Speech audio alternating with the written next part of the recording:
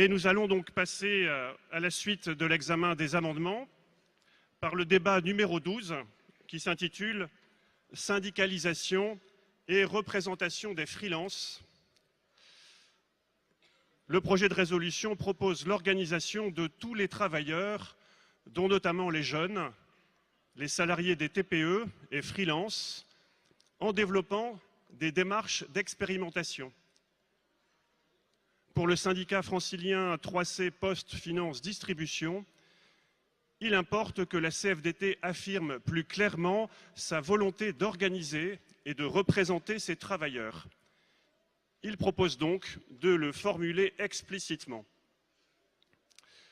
Je demande aux représentants ou à la représentante du syndicat francilien 3C Poste Finance Distribution de venir défendre son amendement.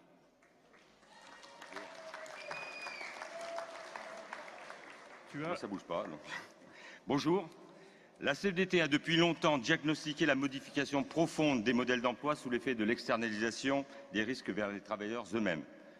Cette externalisation conduit aujourd'hui une part croissante des travailleurs à alterner rapidement au gré des opportunités, salariat et travail à son compte, voire pour plusieurs centaines de milliers d'entre eux, à cumuler emploi salarié et indépendant. Freelance n'est pas une forme juridique, c'est une manière d'exercer en travailleur indépendant. Ni artisan, ni profession libérale, il travaille sans patron ni employé. Les raisons qui poussent à l'indépendance sont connues. Crise de l'emploi salarié, besoin de s'affranchir de la hiérarchie, besoin d'un revenu complémentaire. Les plus jeunes, nombreux notamment en région parisienne, sont même demandeurs de ce type d'emploi et de statut qui aligne autonomie et liberté de choix dans le travail. Il recouvre plusieurs réalités qui vont des services aux entreprises à ceux des travailleurs des plateformes, Deliveroo, Uber, etc. Si l'on ne considère que les freelances qui fournissent des services plus ou moins intellectuels aux entreprises, l'effectif serait d'environ 800 000 personnes. Même s'ils n'ont pas un contrat de travail classique, la relation de subordination demeure très présente, par exemple dans les contrats de type commerciaux. Dès lors, il est pertinent qu'on s'en préoccupe pour les organiser, les défendre et revendiquer des droits. L'envie d'autonomie et de moins de hiérarchie peut trouver son plein accomplissement chez ces nomades du numérique qui sont au paroxysme de cette génération qui veut pouvoir choisir où, quand et avec qui travailler. En effet, ils ont une activité professionnelle en freelance et exercent n'importe où dans le monde. Reste que ces travailleurs-là ne sont pas la loi du genre. Aussi, nous devons être en phase avec notre temps qui est celui d'une dynamique de l'économie des services à la demande et des plateformes digitales. Face à un essor exponentiel de cette nouvelle économie collaborative, il y a même urgence à clarifier l'exercice du travail indépendant tant sur les régimes que sur les qualifications, voire sur la potentielle situation de salariat déguisé. En effet, entre salariés et indépendants, la frontière a tendance à disparaître. On se retrouve face à des formes d'emploi qu'on ne sait plus classer.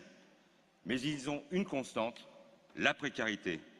Dans ces conditions, la seule question qui vaille est comment, dans ce nouveau paysage, on sécurise le mieux possible. On avait un débat à table avant-hier avec Gaby Bonan sur la conciliation des aspirations individuelles dans un cadre collectif. Cette question est au cœur de notre sujet, les freelances. Notre modèle social n'a pas été conçu pour ces travailleurs qui ne sont que mal représentés, les organisations patronales préférant le lobbying contre les contributions sociales à la création de droits pour ces freelances. Quant aux autres organisations syndicales, elles ne sont pas prêtes à nous faire concurrence, d'autant qu'elles pensent qu'en aidant ces travailleurs-là, on met en danger les salariés. Alors, la CFDT, qui s'inscrit dans une tradition d'anticipation et d'innovation et qui l'a prouvé en étant en pointe sur tous les dossiers sociétaux ces dernières années, doit s'emparer, alors droit à connexion, télétravail, la CFDT doit s'emparer de ces nouvelles formes de travail qui se diffusent rapidement, comme nous a invité hier le secrétaire général de la CES, Luca Vincentini. Non, nous ne devons pas tomber dans le piège d'un affrontement stérile entre les tenants d'un salariat exclusif et les défenseurs d'une indépendance excessive. Nous pensons qu'organiser et représenter les freelances permettra à la CFDT non seulement de coller à la réalité du travail et des carrières qui se modifient, mais aussi d'accompagner et sécuriser les salariés qu'elle organise déjà et qui sont contraints de cumuler leur emploi avec un travail de freelance. Enfin, nous éviterons ainsi qu'aux marges du salariat, faute d'organisation collective efficace, ne se développent des formes de travail ultra précarisées pesant en retour sur le droit des salariés. Les intérêts se conjuguent. Et il n'y a pas d'opposition entre un ancien et un nouveau monde du travail. La F3C a eu l'intuition qu'il fallait se préoccuper de ces travailleurs indépendants et leur parler différemment. Elle a créé un site Union en 2016 qui est la première plateforme syndicale de services à destination de ces nouveaux travailleurs. Ce laboratoire expérimental a permis de constater que la F3C était totalement légitime sur ce champ d'action.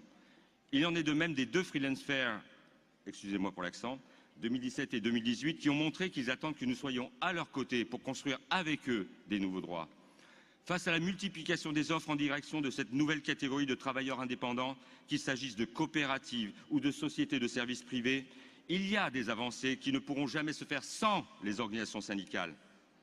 Souvent dépendants économiquement, notamment à l'égard des plateformes, les freelances ont besoin d'une reconnaissance de leur métier, ce qui suppose des règles établies et respectées sur les délais de paiement, la tarification minimum pour les chauffeurs VTC, une vraie protection sociale et un droit à une retraite décente.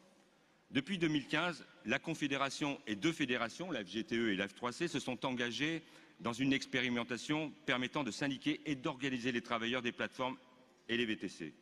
Des sections de VTC se sont constituées dans le Sud-Est et en Île-de-France, avec quelques acquis liés à leurs actions. Nous pensons qu'il faut aller plus loin et que toute l'organisation doit se mobiliser, s'organiser pour accueillir et représenter ces travailleurs freelance. L'URI Île-de-France se donne un objectif de syndicalisation des plateformes indépendamment de leur secteur d'activité au sein d'une organisation interprofessionnelle de proximité, les UTI, en capacité de défendre collectivement leurs droits. Mais il ne s'agit pas de tirer la couverture vers telle ou telle structure fédérative. Bien d'autres schémas organisés peuvent être envisagés, syndicat national comme en Angleterre, union de type CFDT cadre. Mais l'essentiel est de prendre conscience que cette ouverture vers ces nouveaux travailleurs est aussi une façon de consolider l'avenir du syndicalisme en France qui en a bien besoin. Sachons montrer que notre organisation interne est capable de s'adapter aux évolutions en cours du salariat et du travail pour répondre aux attentes de ces nouveaux travailleurs. Sachons être le réseau de ceux qui n'en ont pas. C'est la raison pour laquelle nous vous demandons de voter très massivement pour cet amendement et donner un très clair signe d'ouverture de la CFDT. Merci.